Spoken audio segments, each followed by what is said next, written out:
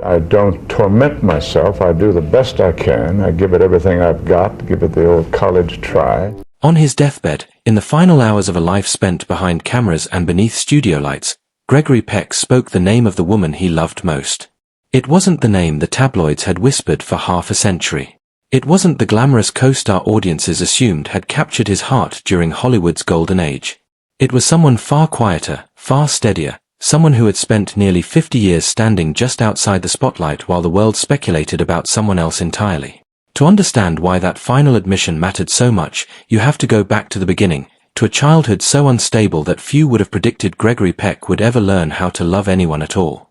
He was born Eldred Gregory Peck on April 5, 1916, in San Diego, California, to parents whose marriage was already crumbling by the time he could walk.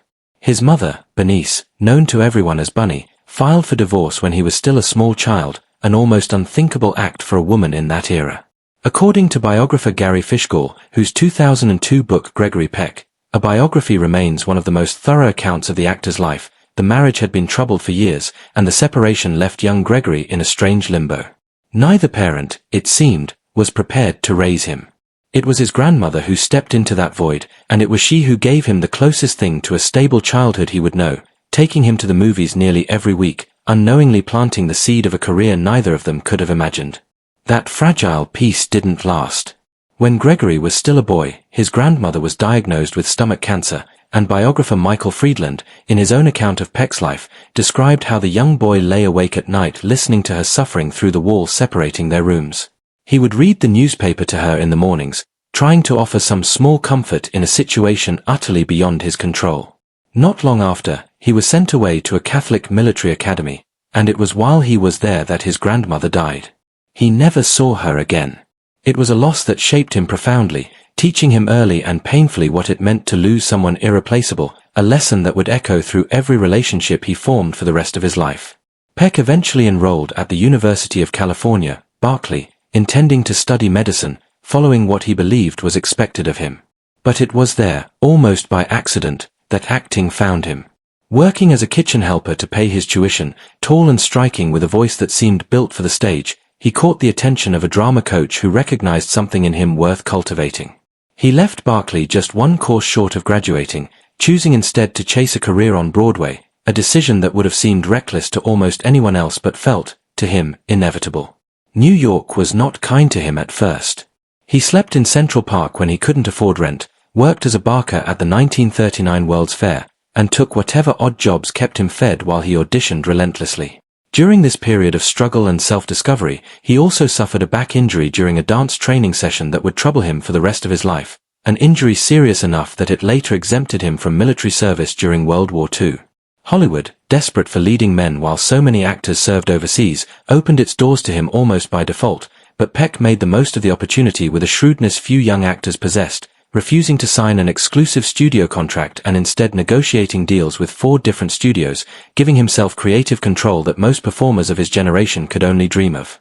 It was in the middle of this rapid rise that Gregory Peck married for the first time.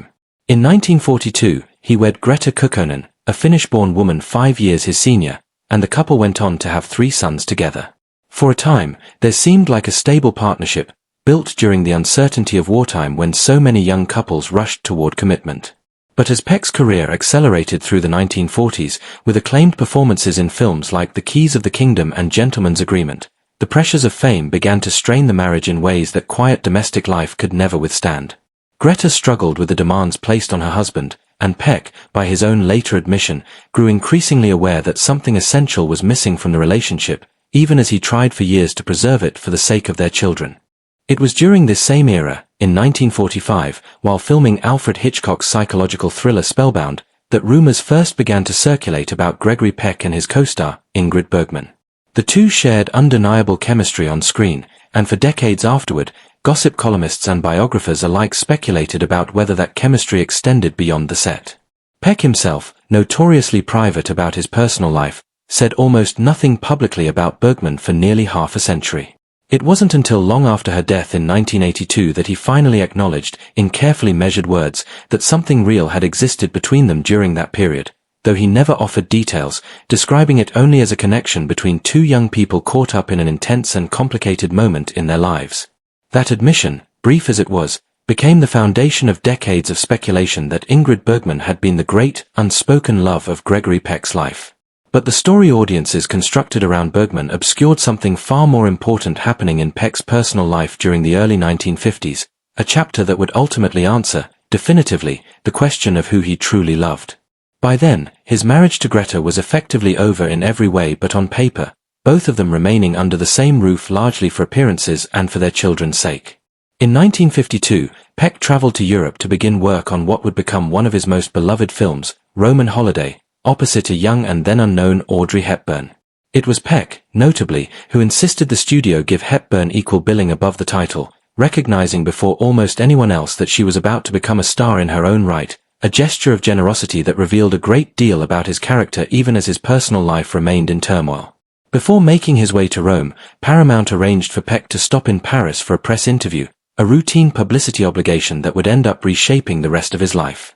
The journalist assigned to interview him was a young French reporter named Veronique Parsani, writing at the time for François.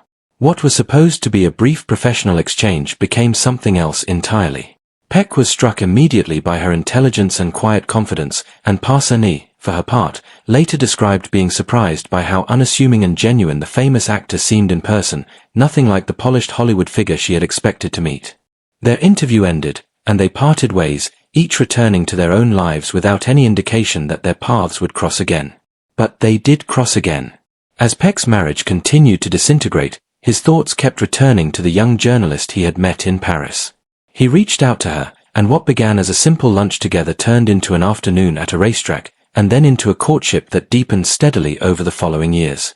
Unlike the whispered, ambiguous rumors surrounding Bergman, this relationship was allowed to grow in the open, even as Peck's divorce proceedings dragged on.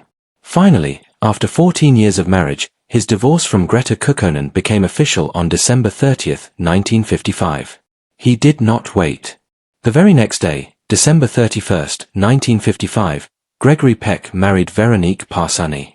He was 16 years older than his new bride, who was only 23 at the time, and their wedding, held quietly at the home of friends in California, marked the true beginning of the life he had spent decades searching for without quite knowing it. What followed was nearly 50 years of a marriage that friends and colleagues consistently described as remarkably steady, especially for a man whose profession thrived on instability and reinvention. Where his first marriage had buckled under the weight of Hollywood, his relationship with Veronique seemed to draw strength from it. She became not just his wife but his closest confidant, someone who understood the peculiar pressures of his public life without being consumed by them herself. Peck later reflected, in interviews given later in life, that it was only after meeting Veronique that he felt he had truly found himself, a striking admission from a man who had spent his 20s and 30s achieving nearly everything a young actor could hope for, yet still searching for something deeper than professional success. He spoke of her intelligence, her humor, the warmth she brought into rooms, qualities that, by his own account, steadied him in a way nothing before ever had. Throughout the decades that followed, as Peck's career continued through films like To Kill a Mockingbird, a role that would define his legacy and earn him the Academy Award for Best Actor, Veronique remained a constant presence, largely out of the public eye by choice. While gossip about Ingrid Bergman lingered in the cultural memory, fueled by Peck's own decades of silence on the subject, those closest to him understood that the relationship with Bergman, whatever it had been, belonged to a specific, turbulent chapter of his youth. The relationship with Veronique was something else entirely. A partnership built not on fleeting chemistry captured on film, but on decades of shared life, raising a family together, weathering the inevitable difficulties of fame, and growing old side by side. As Peck's life drew to its close in the early 2000s, those around him observed that whatever mystery had once surrounded his heart had long since resolved itself in the quiet, consistent presence of his wife. He had, by then, outlived nearly every co-star and colleague from his Golden Age heyday, including Bergman herself, who had died more than 2 decades earlier. When he finally spoke about her, it was with tenderness but also with a kind of closure, as though acknowledging a chapter that had shaped him without defining the whole of his romantic life. The woman who had actually walked beside him through nearly 5 decades, through the raising of children, the passing of friends, the slow accumulation of an extraordinary career, was Veronique. On June 12, 2003, Gregory Peck died peacefully at his home in Los Angeles at the age of 87. He was not alone. Veronique was there, holding his hand until his final breath, just as she had been present, in one way or another, for nearly every significant chapter of his life since that unexpected meeting in Paris more than 50 years earlier. In the end, the woman the headlines had speculated about for decades was not the one he named when it mattered most. It was Veronique Parsani, the young journalist who had walked into a hotel room for a routine interview and walked out, eventually, as the great and lasting love of Gregory Peck's life. Their story, quiet as it was compared to the noise of Hollywood romance, endured in a way few others from that era ever did, a reminder that the most enduring love stories are rarely the ones that make headlines, but the ones that simply remain, patiently, until the very end.